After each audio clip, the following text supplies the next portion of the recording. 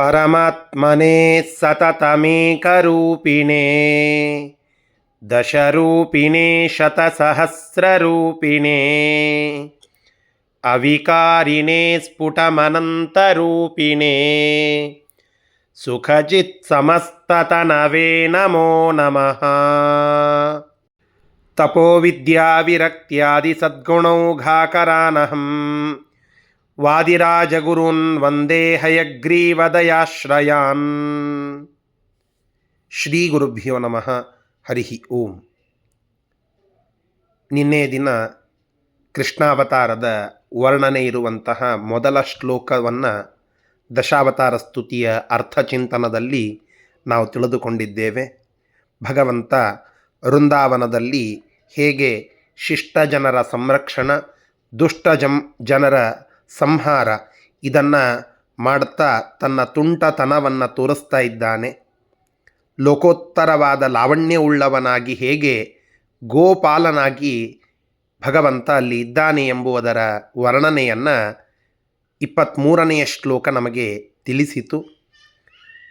24ನೆಯ ಶ್ಲೋಕದಲ್ಲಿ ಮತ್ತೊಂದು ವಿಶೇಷವಾದ ಪ್ರಸಂಗವನ್ನು ನಿರೂಪಣೆ ಮಾಡುತ್ತಾ ವಾದಿರಾಜಸ್ವಾಮಿಗಳು ಕೃಷ್ಣನ ಸ್ತೋತ್ರವನ್ನು ಮಾಡುತ್ತಾ ಇದ್ದಾರೆ. ಅದರ ಚಿಂತನೆಯನ್ನು ಇವತ್ತು ಮಾಡೋಣ. ಶ್ಲೋಕ ಈ ರೀತಿಯಾಗಿ ಇದೆ. ಗೋಪಾಲಕೋತ್ಸವ ಕೃತಾಪಾರ ಭಕ್ಷ್ಯರಸ ಸೂಪಾನ್ನ ಲೋಪಕುಪಿತಾ ಶಾಪಾಲಯಾಪಿ ತಲಯಾಪಾಂಬುದಾಲಿ ಸಲಿಲಾಪಾಯ ಧಾರಿತ ಗಿರೇ ಸ್ವಾಪಾಂಗದರ್ಶನ ಜತಾಪಾಂಗರಾಗಯುತ ಗೋಪಾಂಗನಾಂ ಶುಕ ಹರತೀ ವ್ಯಾಪಾರ ಶೌಂಢ ವಿವಿಧಾಪಾಯ ತಸ್ತ್ವಮವ ಗೋಪಾರಿ ಜಾತಹರಣ. ಭಗವಂತ ಕೃಷ್ಣಾವತಾರದಲ್ಲಿ ಒಂದು ವಿಶೇಷವಾದ ಮಹಿಮೆಯನ್ನು ತೋರಿಸಿದ. ಗೋವರ್ಧನೋದ್ಧಾರ ಅಂತ ಅದನ್ನು ಕರೀತೇವೆ. ನಂದಗೋಪ ಮತ್ತು ಅಲ್ಲಿದ್ದಂತಹ ಎಲ್ಲ ಗೋಪಿ ಜನರು ಅವರೆಲ್ಲ ತಮಗೆ ಸಿಗುವಂತಹ ಬೆಳೆಗೆ ಮಳೆ ಮುಖ್ಯ ಕಾರಣ. ಆ ಮಳೆಯನ್ನು ಸುರಿಸುವಂತಹ ದೇವತೆ ಅದು ಇಂದ್ರ ಅನ್ನುವುದಕ್ಕೆ ಇಂದ್ರನ ಸಂಪ್ರೀತಿಗಾಗಿ ಇಂದ್ರೋತ್ಸವವನ್ನು ಪ್ರತಿ ವರ್ಷ ಆಚರಣೆ ಮಾಡುತ್ತಾ ಇದ್ದರು. ಇಂದ್ರನಿಗೆ ಯಜ್ಞ ಮಾಡಿ ಹವಿರ್ದಾನವನ್ನು ಮಾಡುವಂತಹ ಒಂದು ವಿಶೇಷವಾದ ಆಚರಣೆಯನ್ನು ಪ್ರತಿ ವರ್ಷ ಮಾಡುತ್ತಾ ಇದ್ದರು. ಒಂದು ದಿನ ನಂದಗೋಪ ಇದಕ್ಕೆಲ್ಲ ತಯಾರಿಯನ್ನು ಮಾಡುವಾಗ ಕೃಷ್ಣ ಬಂದು ಕೇಳುತ್ತಾನೆ, ಅಪ್ಪ ಏನು ಮಾಡ್ತಾ ಇದ್ದೀಯಾ ಅಂತ. ಇಲ್ಲ, ಹೀಗೆ ಇಂದ್ರನಿಗೋಸ್ಕರವಾಗಿ ಯಜ್ಞಾದಿಗಳನ್ನು ಮಾಡಿ ಭಕ್ಷ್ಯ ಭೋಜ್ಯಗಳನ್ನೆಲ್ಲ ಮಾಡಿ ಅವನನ್ನು ಸಂಪ್ರೀತಗೊಳಿಸ್ತಾ ಇದ್ದೇವೆ ಅಂತ. ಅದಕ್ಕೆ ಕೃಷ್ಣ ಅಲ್ಲಿ ಹೇಳುತ್ತಾನೆ, ನಿಜವಾಗಿ ನಮಗೆ ಮಳೆಯನ್ನು ಕೊಟ್ಟು ಬೆಳೆ ಬೆಳೆಯುವಂತೆ ಮಾಡಿ ಆ ಬೆಳೆ ನಮಗೆ ದಕ್ಕುವಂತೆ ಮಾಡಿ ಅದು ನಮಗೆ ಅನ್ನವಾಗಿ ಆಹಾರವಾಗಿ ನಮಗೆ ಅದು ಶಕ್ತಿಯಾಗಿ ಉಪಯುಕ್ತವಾಗುವಂತೆ ಮಾಡುವಂತಹದ್ದು ಇಂದ್ರನಲ್ಲ, ಸಾಕ್ಷಾತ್ ಭಗವಂತ. ಆ ಪರಮಾತ್ಮನೇ ಎಲ್ಲ ಕಾರ್ಯವನ್ನು ಮಾಡುವಂತಹದ್ದು. ಹೀಗಾಗಿ ಆ ಪರಮಾತ್ಮನ ಸನ್ನಿಧಾನ ಇರುವಂತಹ ಗೋವರ್ಧನ ಗಿರಿಯಲ್ಲಿ ಆ ಪರಮಾತ್ಮನಿಗೋಸ್ಕರವಾಗಿ ಆ ಗಿರಿ ಪೂಜೆಯನ್ನು ನಾವು ಮಾಡೋಣ ಎಂಬುದಾಗಿ ಹೇಳಿದಾಗ ನಂದಗೋಪ ಮತ್ತು ಉಳಿದ ಎಲ್ಲ ಗೋಪಾಲಕರು ಕೂಡ ಆ ವರ್ಷ ಗೋವರ್ಧನಗಿರಿಯ ಪೂಜೆಯನ್ನು ಮಾಡುತ್ತಾರೆ. ಇಂದ್ರೋತ್ಸವದ ಬದಲಾಗಿ ಅನೇಕ ಭಕ್ಷ್ಯ ಭೋಜ್ಯ ಎಲ್ಲ ವಸ್ತುಗಳನ್ನು ತೆಗೆದುಕೊಂಡು ಶಾಲ್ಯನ್ನಗಳನ್ನೆಲ್ಲ ತಯಾರು ಮಾಡಿ ಅಲ್ಲಿ ಗೋವರ್ಧನ ಉತ್ಸವವನ್ನು ಮಾಡಿ ಪೂಜೆಯನ್ನು ಮಾಡುವಂತಹ ಪ್ರಸಂಗ. ಆ ಕೃಷ್ಣನ ಮಾತನ್ನು ಕೇಳಿ ನನ್ನ ಪೂಜೆಯನ್ನು ಇವರು ಬಿಟ್ಟಿದ್ದಾರೆ ಅಂತನ್ನುವುದಕ್ಕೆ ಕೋಪಗೊಂಡಂತಹ ಇಂದ್ರ ಮೇಘಗಳಿಗೆ ಆಜ್ಞೆಯನ್ನು ಮಾಡಿ ಭಯಂಕರವಾದ ಮಳೆಯನ್ನು ಅಲ್ಲಿ ಸುರಿಸುವಂತೆ ಮಾಡುತ್ತಾನೆ. ಎಲ್ಲ ಗೋಕುಲ ನಾಶವಾಗಿ ಹೋಗಲಿ, ಅಷ್ಟು ಮಳೆ ಸುರಿಸಿ ಅಂತ ಮೇಘಗಳಿಗೆ ಆಜ್ಞೆ ಮಾಡಿದಾಗ ಭಯಂಕರವಾದ ಪ್ರಚಂಡವಾದ ಮಳೆ ಅಲ್ಲಿ ಸುರಿತಾ ಹೋಗ್ತದೆ. ಕೃಷ್ಣ ನಮ್ಮನ್ನು ಕಾಪಾಡುವಂಥ ಗೋಪಿ ಜನರು ಬೇಡಿಕೊಂಡಾಗ ಭಗವಂತ ತನ್ನ ಪುಟ್ಟದಾದ ಕೈಯಿಂದ ಆ ದೊಡ್ಡದಾದಂತಹ ಗೋವರ್ಧನ ಪರ್ವತವನ್ನು ಅನಾಯಾಸವಾಗಿ ಒಂದೇ ಕೈಯಲ್ಲಿ ಎತ್ತಿ ಅದರ ಬುಡದಲ್ಲಿ ಎಲ್ಲ ಆ ಗೋಪ ಜನರಿಗೆ ಆಶ್ರಯವನ್ನು ಕೊಟ್ಟು 7 ದಿನ ಇಂದ್ರ ಸುರಿಸುವ ಆ ಮಳೆಗೆ ಯಾರಿಗೂ ಏನೂ ತೊಂದರೆಯಾಗದಂತೆ ಕೃಷ್ಣ ರಕ್ಷಣೆ ಮಾಡುತ್ತಾನೆ. ಗೋವರ್ಧನ ಧರ ಅಂತ ಅನ್ನಿಸಿಕೊಳ್ಳುತ್ತಾನೆ ಪರಮಾತ್ಮ. ಇಂತಹ ಆ ಗೋವರ್ಧನ ಪರ್ವತವನ್ನು ಎತ್ತಿ ಗೋಪ ಜನರನ್ನು ಸಂರಕ್ಷಣೆ ಮಾಡಿ ಇಂದ್ರನಲ್ಲಿ ಆದಂತಹ ಆ ಮದದ ಒಂದು ವಿಚಾರ, ಅದರ ಆ ಅಸುರಾವೇಶದಿಂದ ಬಂದಂತಹ ಆವೇಶ, ಆ ಮದ, ಅದನ್ನು ಆ ಸೊಕ್ಕನ್ನು ಅಡಗಿಸಿ ಇಂದ್ರನಿಗೆ ಯೋಗ್ಯ ರೀತಿಯಾದ ಜ್ಞಾನ ಬರುವಂತೆ ಮಾಡಿ ಇಂದ್ರ ಶರಣಾಗತನಾಗಿ ಬಂದಾಗ ಅವನಿಗೆ ಅನುಗ್ರಹವನ್ನು ಮಾಡುತ್ತಾನೆ ಪರಮಾತ್ಮ. ಇದನ್ನು ಆ ಗೋವರ್ಧನ ಗಿರಿಯನ್ನು ಕೊಡೆಯಂತೆ ಎತ್ತಿದ ಕೃಷ್ಣನ ಸ್ಮರಣೆಯನ್ನು ವಾದಿರಾಜಸ್ವಾಮಿಗಳು ಇಲ್ಲಿ ಮಾಡುತ್ತಾ ಇದ್ದಾರೆ. ಕೃಷ್ಣನ ಆ ಓರೆ ನೋಟದ ಒಂದು ವಿಚಾರವೂ ಕೂಡ ಇಲ್ಲಿ ಬರ್ತದೆ. ಪರಮಾತ್ಮ ಒಂದು ಬಾರಿ ಗೋಪಿಯರನ್ನು ನೋಡಿದ. ಆ ಗೋಪಿಯರನ್ನು ಕೃಷ್ಣ ನೋಡಿದ್ದೇ ತಡ ಗೋಪಿಯರಿಗೆ ಅವನ ಮೇಲೆ ಮೋಹ ಬಂತು. ಅವರ ಆ ಮನೋವಿಕಾರಗಳು ಆಗಲಿಕ್ಕೆ ಪ್ರಾರಂಭವಾಯಿತು.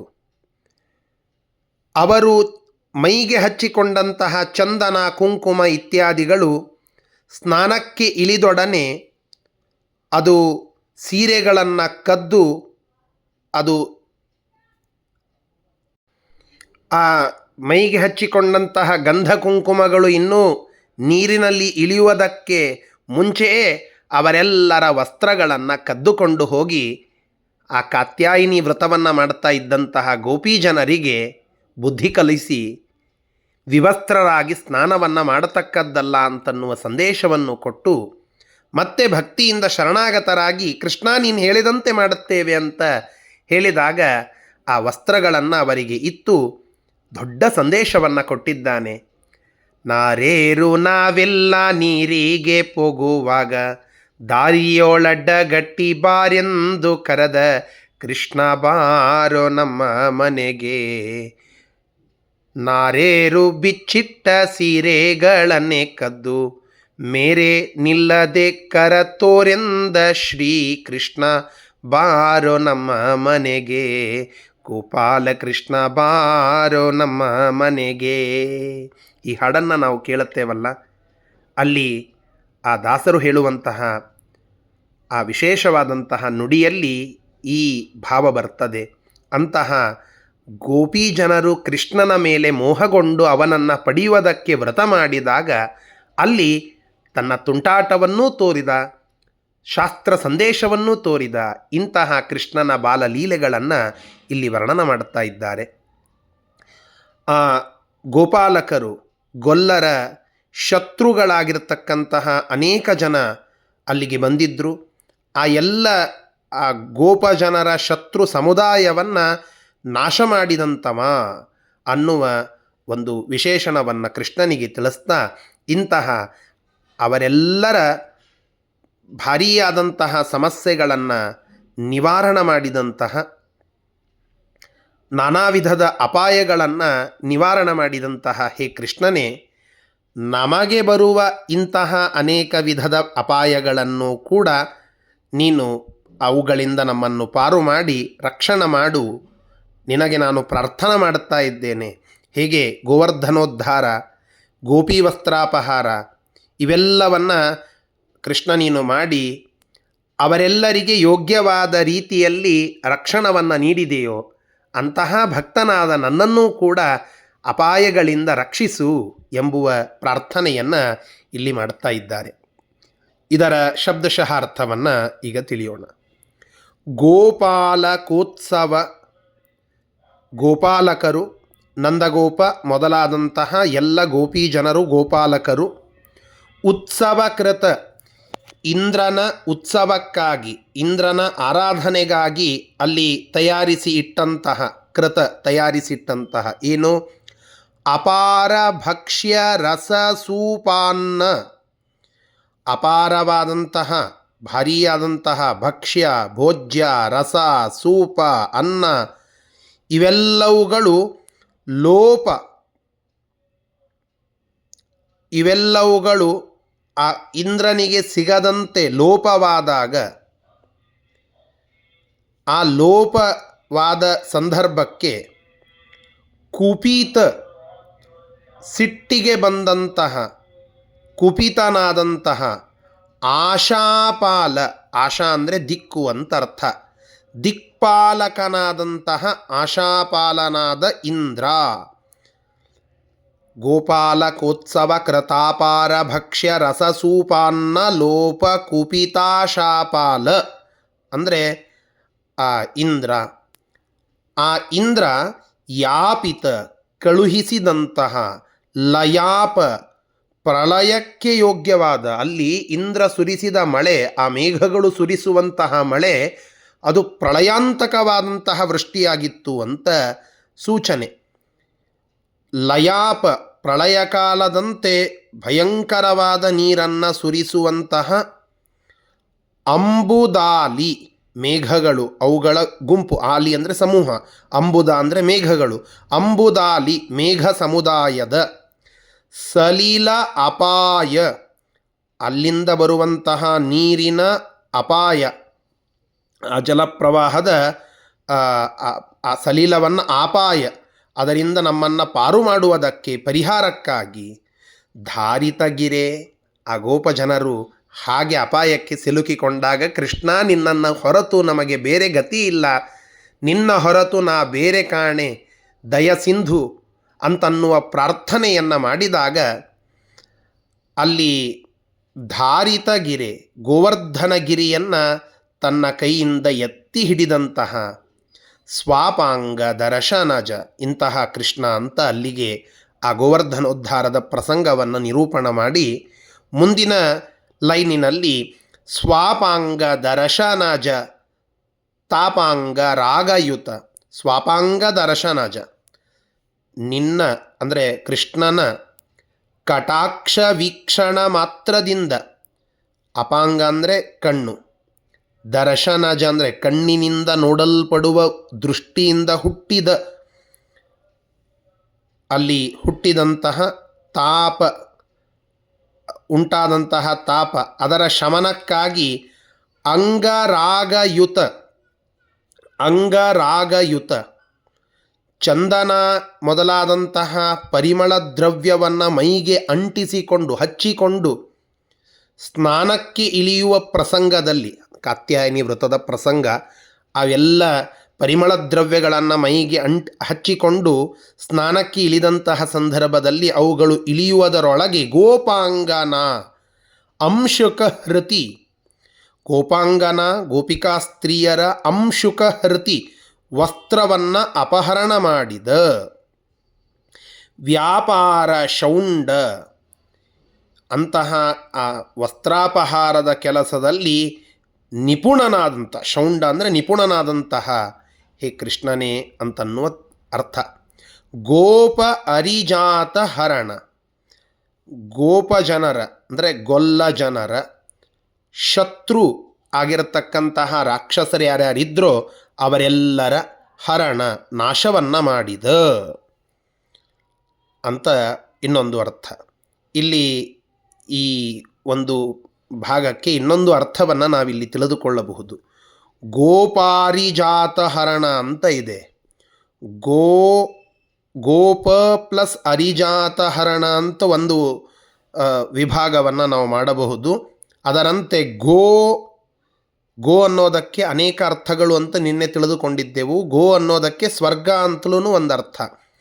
ಆ ಗೋ ಸ್ವರ್ಗಲೋಕದ ಪಾರಿಜಾತ ಮರವನ್ನು ಸತ್ಯಭಾಮ ಸಮೇತನಾಗಿ ಅಲ್ಲಿಗೆ ಹೋದಾಗ ದೇವತೆಗಳ ಲೋಕಪಾಲರ ಜೊತೆಗೆ ಯುದ್ಧವನ್ನು ಮಾಡಿ ಅವರನ್ನು ಸೋಲಿಸಿ ಅಲ್ಲಿರುವಂತಹ ಪಾರಿಜಾತ ವೃಕ್ಷವನ್ನು ಹರಣ ಅಪಹರಿಸಿಕೊಂಡು ಬಂದು ಸತ್ಯಭಾಮಾದೇವಿಯ ಆ ಮಂದಿರದ ಅಂಗಣದಲ್ಲಿ ಇರಿಸಿದಂತಹ ಕೃಷ್ಣನೇ ಅಂತನ್ನೂ ಒಂದರ್ಥ. ತ್ವಂ ಇಂತಹ ನೀನು ವಿವಿಧಾಪಾಯತಃ ನಮಗೆ ಬರುವಂತಹ, ಹೇಗೆ ಗೋಪಜನರಿಗೆ ಬಂತು, ಹೇಗೆ ಕಾತ್ಯಾಯನಿ ವ್ರತವನ್ನು ಮಾಡುವಂತಹ ಗೋಪೀ ಜನರಿಗೆ ಬುದ್ಧಿ ಅದು ವಿವಸ್ತ್ರವಾಗಿ ಸ್ನಾನ ಮಾಡುವಂತೆ ತಪ್ಪಿತು, ಹೀಗೆ ಬೇರೆ ಬೇರೆ ಪ್ರಸಂಗಗಳಲ್ಲಿ ಬಂದಂತಹ ಅವರೆಲ್ಲರ ಅಪಾಯಗಳನ್ನು ನಿವಾರಣೆ ಮಾಡಿ ಅವರ ಭಕ್ತಿಯನ್ನು ಗಮನಿಸಿ ಹೇಗೆ ಅನುಗ್ರಹವನ್ನು ಮಾಡಿದ್ದೀಯೋ ಹಾಗೆ ಪರಮಾತ್ಮ ಇಂತಹ ನೀನು ವಿವಿಧಾಪಾಯತಃ ನಮಗೆ ಬರುವಂತಹ ನಾನಾ ವಿಧವಾದ ಅಪಾಯಗಳಿಂದ ರಕ್ಷಿಸು ಎಂಬುದಾಗಿ ಆ ಪರಮಾತ್ಮನನ್ನು ಸ್ತೋತ್ರ ಮಾಡುತ್ತಾ ಇದ್ದಾರೆ. ಈ ಎಲ್ಲ ಅಪಾಯಗಳಿಂದ ನಮ್ಮನ್ನೂ ಕೂಡ ರಕ್ಷಿಸುವಂತ ನಾವು ಕೂಡ ಸ್ತೋತ್ರವನ್ನು ಮಾಡೋಣ. ಶ್ರೀಕೃಷ್ಣಾರ್ಪಣಮಸ್ತು. ಹರಯೇ ನಮಃ.